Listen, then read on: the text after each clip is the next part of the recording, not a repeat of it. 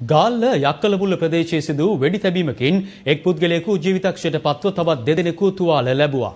වෙඩි ප්‍රහාරයට ලක්ව වයස අවුරුදු 3ක දරුවෙකුද තුවාල ලබා තිබෙනවා. මේ අතර වවුනියාව නෙදුන්කණී ප්‍රදේශයේ සිදු වූ වෙඩි තැබීමකින් තරුණයක් ජීවිතක්ෂයට පත් වුණා.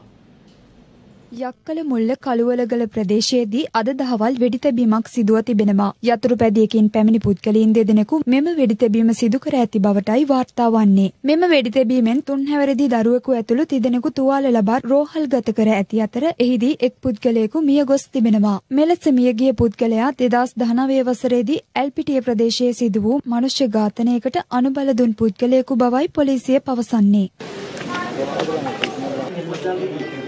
මේ වෙඩි තැබීම සඳහා සැකකරුවන් 30 දෙනෙක් පැමිණි බවට තමයි දැනට අනාවරණය වී තිබෙන්නේ. ඔවුන් යතුරුපැදියකින් පැමිණිලා මේ ආකාරයට වෙඩි තබලා නැවත පලා ගොස් තිබෙනවා. මේ පලා යන අවස්ථාවේ මේ ස්ථානයට පැමිණෙමින් තිබූ යතුරුපැදියක් ඔවුන් විසින් මංකොල්ලකා යතුරුපැදි දෙකකින් පලා ගොස් තිබෙන බවට තමයි වාර්තා වන්නේ. මියගිය පුද්ගලයා මීට පෙර ඇල්පිටිය ප්‍රදේශයේ සිදු වූ මනුෂ්‍ය ඝාතනයක් සම්බන්ධයෙන් අත්අඩංගුවට පත් වෙලා ඔහු අපමත නිදහස්ව සිටි පුද්ගලයෙක්. ඒ වගේම ඌරගස් මංහන්දිය ප්‍රදේශයේ දීර්ඝකාලීනව සිදුවන කණ්ඩායම් දෙකක් අතර තිබෙන ආරවුලක් හේතුවෙන් සිදුවන මනුෂ්‍ය ඝාතන හා සම්බන්ධතාවයක් මෙම මියගිය සැකකරුට තිබෙන බවට තමයි දැනට අනාවරණය වී තිබෙන්නේ. සැකකරුවන් අත්අඩංගුවට ගැනීම සඳහා අවශ්‍ය මනුෂ්‍ය කටයුතු ක්‍රියාත්මක.